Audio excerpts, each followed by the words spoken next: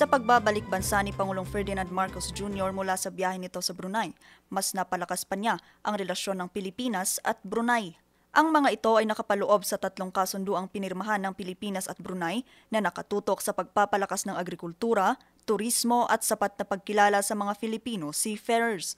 The MOU on tourism cooperation will provide our respective tourism agencies a definite roadmap to ensure a sustainable and continuous stream of tourists who will be attracted to visit and to explore each other's countries. Maliban dito, nagpulong din ng mga opisyal ng dalawang bansa para magtulungang paunlarin ng agribusiness, renewable energy at halal development.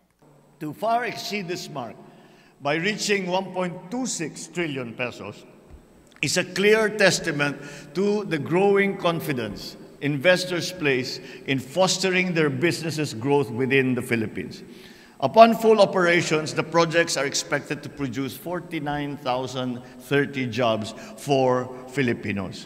Ayon sa Pangulo, mahalaga rin na mapalakas ng Pilipinas ang relasyon nito sa iba pang mga bansa sa ASEAN para sa ekonomiya at dagdag na oportunidad para sa mga Pilipino. Alam po natin na kapag masigla ang ekonomiya, maayos ang kabuhayan. Things are looking up for the economy. Bukod sa mga remittances na nanggagaling sa inyo, sa ating mga OFW, I also encourage all of you to someday to return and invest and set up your own business at home and in the Philippines. Nakadaupang palad din ng Pangulo ang mga OFW sa Brunei kung saan pinasalamatan niya ang mga ito dahil sa kanilang ambag sa ekonomiya ng Pilipinas. Isa sa mga prioridad ng gobyerno ay ang agrikultura.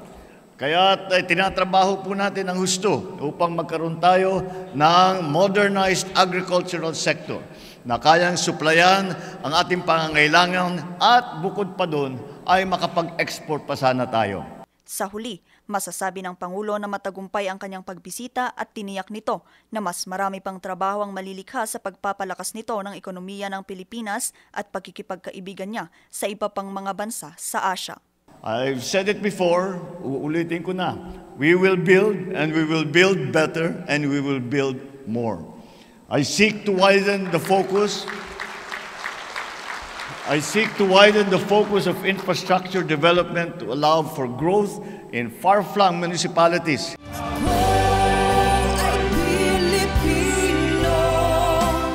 Vanessa Butong para sa Luzon Headlines.